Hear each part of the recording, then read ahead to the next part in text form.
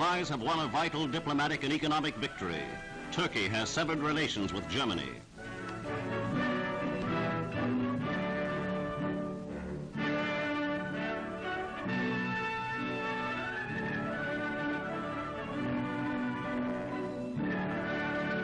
The break represents a crushing defeat for Nazi Ambassador von Papen.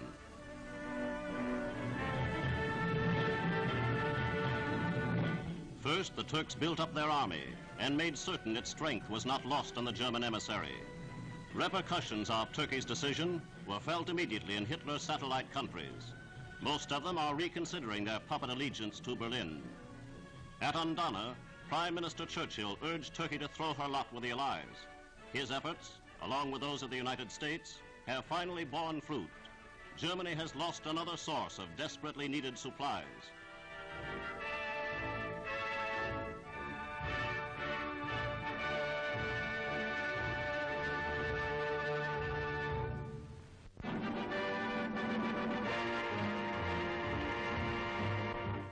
Prefabricated concrete barges are in mass production in both Britain and America. Concrete panels are turned out in record speed at berthside factories.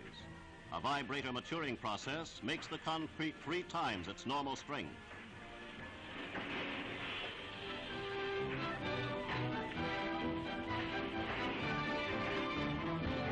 Skilled labor is not required. Another future peacetime victory has been contributed by the exigencies of war.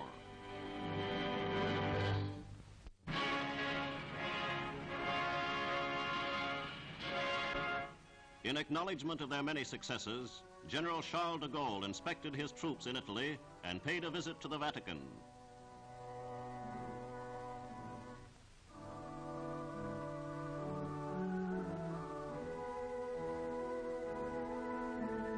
Following his reception, the leader of the French Committee of National Liberation devoted a period to meditation in the famed Sistine Chapel.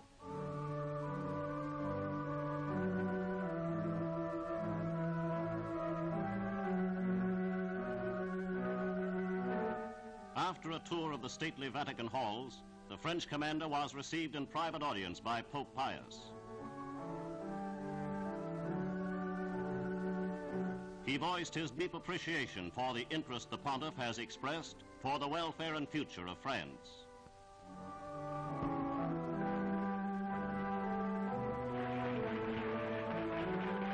Before leaving the Vatican, France's first soldier held a conference with Monsignor Maglione, the Papal Secretary of State.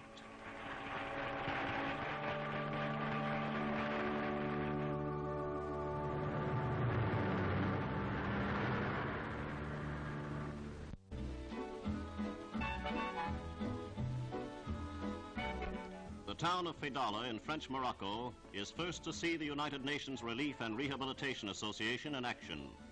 UNRRA is the international agency set up by the Allies to bring aid to victims of war. At this first UNRRA camp, the people of many nationalities find refuge in Allied assistance. Nutritious food, good care, and kindly treatment have given new hope to these victimized peoples.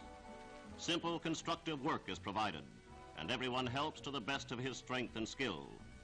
Schools have been established for children of all ages.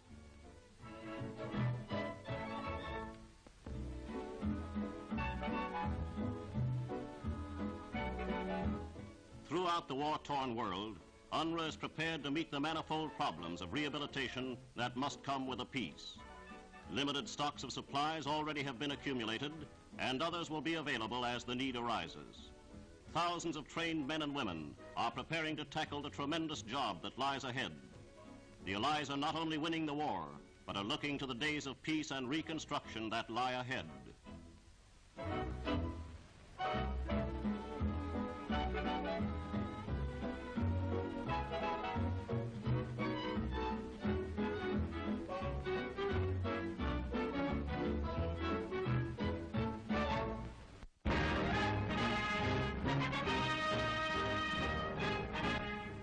Out of Soviet Siberia come the first pictures of Henry Wallace's tour of the Far East.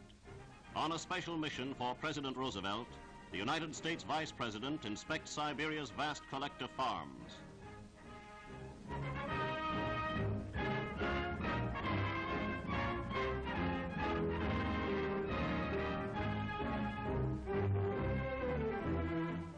farmer himself and one-time Secretary of Agriculture, Mr. Wallace surprised his farmer hosts by being able to discuss their problems in their native tongue.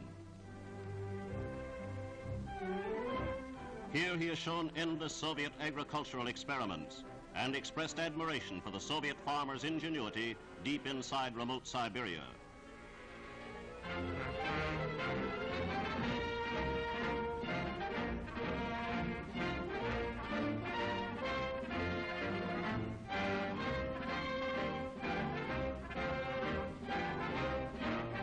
The Vice President is completely at home in the surroundings of this Soviet counterpart of his own Iowa farm.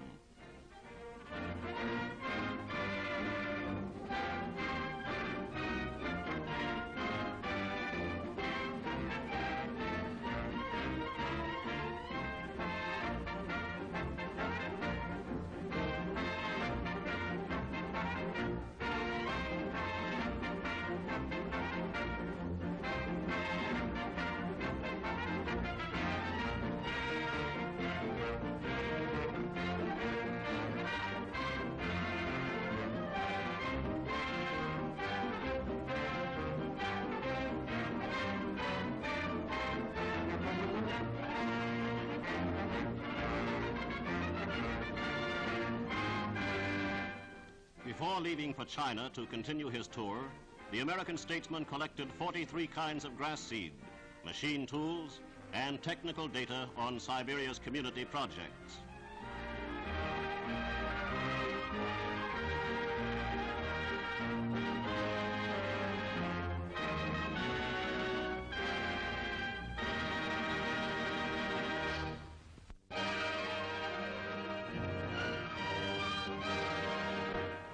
A new phase has opened in the Battle of France.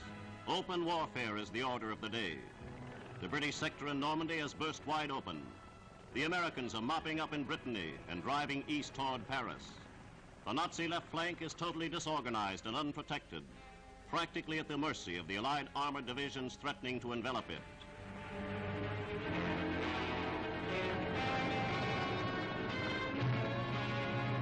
The sweep to Coutances carried the Americans through Marigny. At Marigny, like many other towns in France, the enemy tried to hang on tenaciously.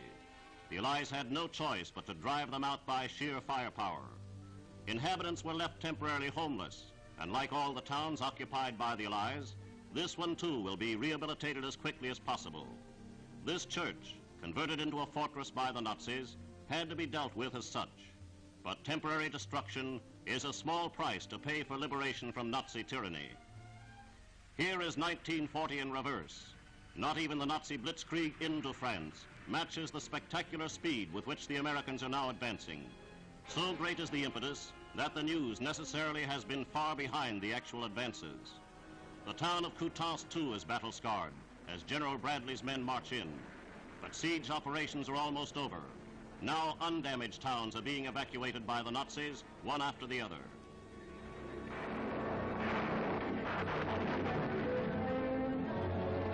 On the British and Canadian front, the enemy resisted with all the strength he could muster. Once the hinge of the Germans swing back from the west, this Nazi position has now given way.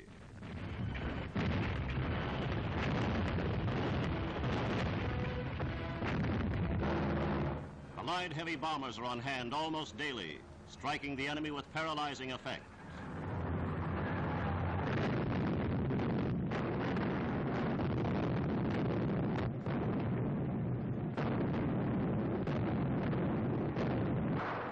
Nazi disaster is written along every meter of this front, and one Nazi commander after another has seen the writing. Even von Kluge himself has announced that the Germans are in critical plight. The enemy is without men to reinforce and without transport to withdraw.